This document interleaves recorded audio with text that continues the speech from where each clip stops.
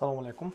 Bu videom ayrim qayta xolalarimizga, ayrim akalarimizga tegishli bo'ladi. 4-5 ta qizlardan keyin o'g'il kutib turgan akalarimizga tegishli bo'ladi. Keyin ayollaridan talab qilayotgan, o'g'il talab qilayotgan ayrim akalarimizga, xudo xolalarimizga tegishli bo'ladi. Bu video haqida ko'proq eshitgandirsizlar boshqa joydan. Bu videoni yana o'zim ham chiqarmoqchi bo'ldim, chunki juda ham ko'p betga keladi priyomimga.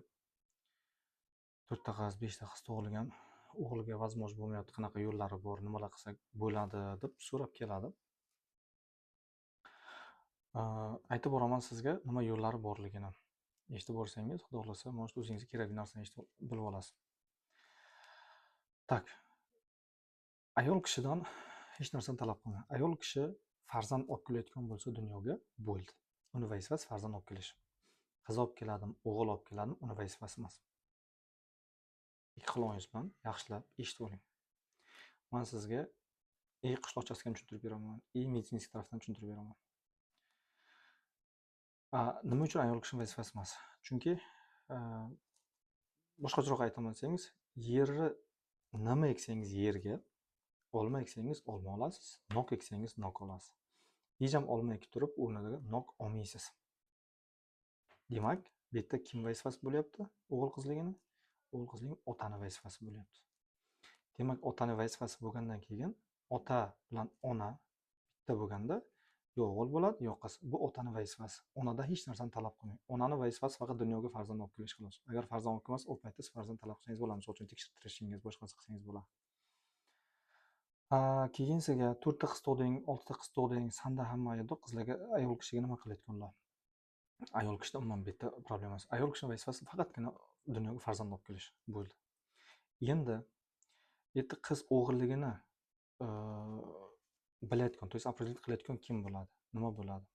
O'g'il qizligini to'g'rilayotgan bu faqatgina bu siz taqdiringizda bor. Xudoyim taolo biladi narsani.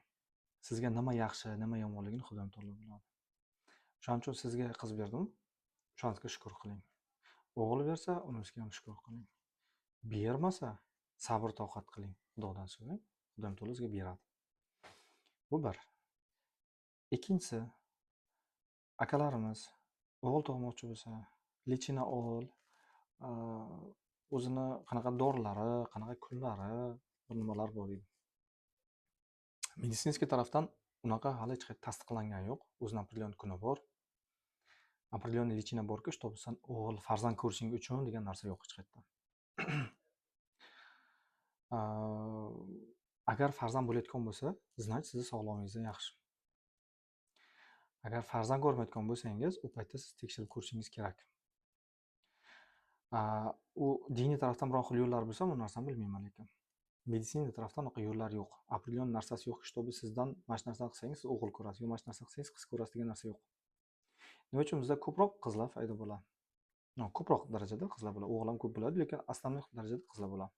Nima uchun? Chunki sizga aytib boraman, o'g'il qiz bo'lishning vazifasi ayol kishida XX xromosomasi bo'ladi, erkak kishida XY xromosomasi bo'ladi. Bu X xromosomasi kamgina kuchliroq bo'ladi, to есть aktivroq bo'ladi. O'shaning uchun ota bilan ona bir bo'lganda ko'proq qiz bo'lishi darajasi balandroq bo'ladi. Bu yerda ham ko'proq endi nasliyskiy patologiya ko'p rol o'ynaydi. Keyinsiga agar ikkita X, Y agar kuchli bo'lsa, Y bilan X bitta bo'lib, o'g'il farzand dunyoga keladi. O'shaning uchun u narsa qaysi bir aktivlik bo'lishini siz u narsani aniqlab qila olmaysiz. To есть uni bilmaysiz. Hech kim sizga tasdiqlab bera olmaydi, biror xil dori-darmonlar yo'q. Sizga aytsa, u bo'lmagan narsa. Uni olishingiz bespolezno bo'ladi. O'shaning uchun aybba hech kimga to'nkamang. Sizga nimani bergan bo'lsa, o'shanga shukr qilib, bermagan bo'lsa, Xudodan so'rasangiz, Xudoyim taolo sizga beradi. O'g'il tug'ding deb oilalarni zo'rmanglar, Xudo xololar. Bu yerda ayb hech kimda yo'q, na o'g'lingizda, na qizingizda. Xudoyim taolo beraman desa beradi. O'g'lingizni 10 ta ayol kishiga uylantiring. Agar peshonasida bo'lmasa, dunyoga o'g'il olib kelolmaydi. Shuning uchun sabr toqat qilib Xudodan so'rang. Farzand berdimi, bo'ldi. Farzandga zor odamlar juda ham ko'p. Shuni esdan chiqarmang. Sog' bo'ling.